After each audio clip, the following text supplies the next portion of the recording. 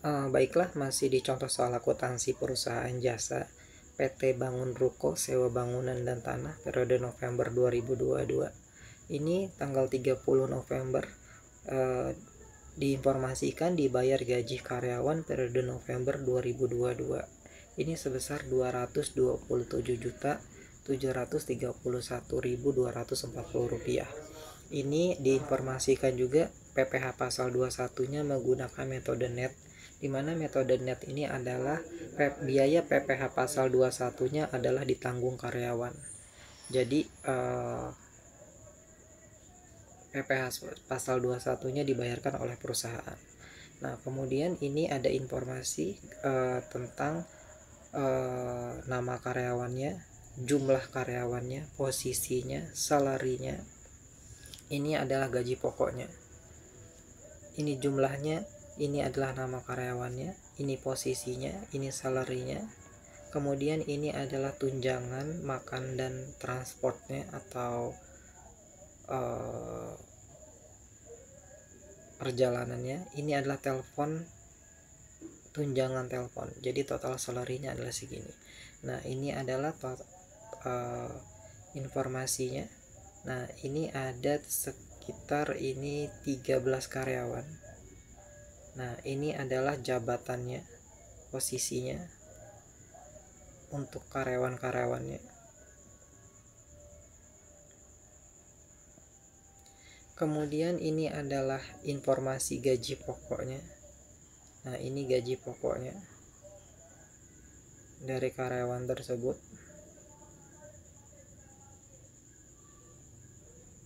Kemudian ini adalah uang makan dan transportnya. Semuanya dipukul rata sebesar Rp500.000. Teman-teman, 500.000. Nah, kemudian ini adalah telepon allowance atau tunjangan teleponnya. Komunikasi ini sebesar Rp200.000. Semuanya diberikan sebesar Rp200.000. Kemudian ini ada total salary. Total salary ini adalah total gaji.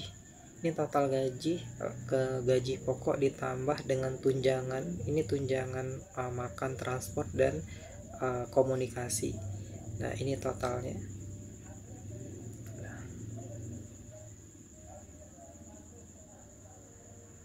Ini totalnya sebesar Rp235 juta setelah ditambah dengan tunjangan. Nah, ini yang diinformasikan, kita kan bayar Rp227.731.240 untuk 13 karyawan. Nah, ini adalah ada kewajiban yang harus ditanggung karyawan, yaitu BPJS Ketenagakerjaan. Ini adalah jaminan pensiun atau JPN sebesar 1%. Ini ditanggung oleh perusahaan, ditanggung oleh karyawan. Kemudian ini ada JHT, jaminan hari tua. Ini ditanggung karyawan sebesar 2%. Nah, kemudian ini ada BPJS Kesehatan, yang ditanggung karyawan adalah sebesar 1%. Nah, jadi nanti total gaji plus tunjangan ini dikurang dengan BPJS Ketenagakerjaan, yaitu JPN, jaminan pensiun 1%, dan JHT, jaminan hari tua 2%, serta BPJS Kesehatan 1%.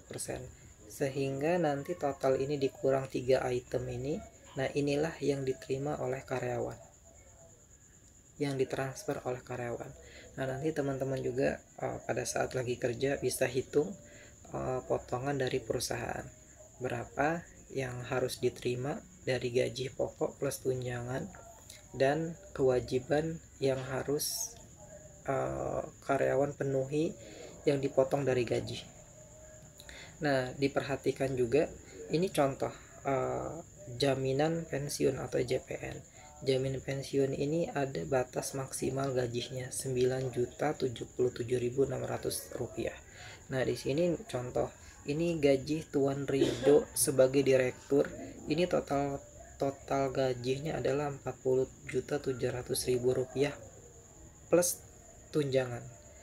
Nah, pada saat dikali 1%, seharusnya kan jaminan pensiunnya adalah Rp4.070.000. Nah, karena ada batas maksimum gaji yaitu 9.077.600. Nah, maka Tuan Rido hanya dikenakan 1% dari 9 juta ini, yaitu Rp90.776. Nah, seperti itu menghitungnya. Bukan karena dia gajinya sudah melebihi dari 9 juta ini. Nah, ini ada ketetapannya. Nah, contoh kalau kita lihat, nah ini contoh kayak karyawan nomor 5 yaitu Mia. Nah, contoh Mia adalah staf FA.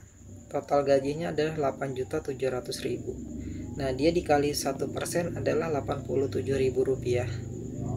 Nah, ini kan gajinya di bawah dari ketetapan pemerintah yaitu Rp9.077.600.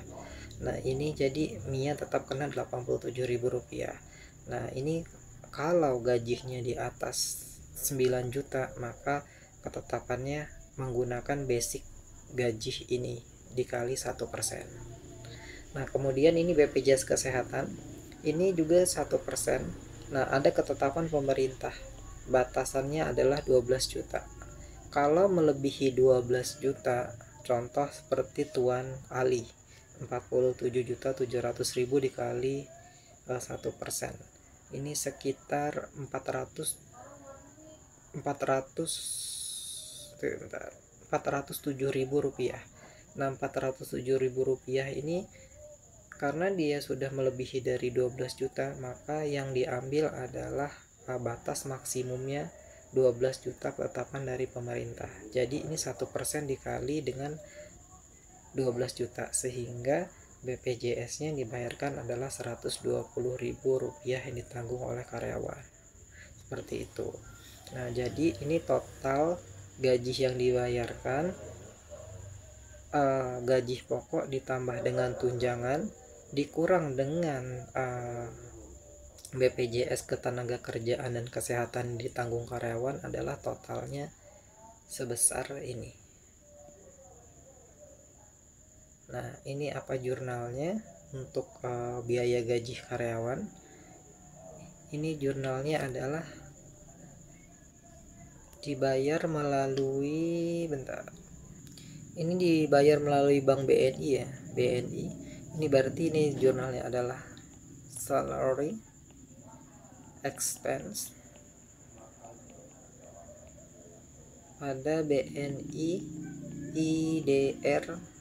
Ini totalnya adalah ini 227.227 ya.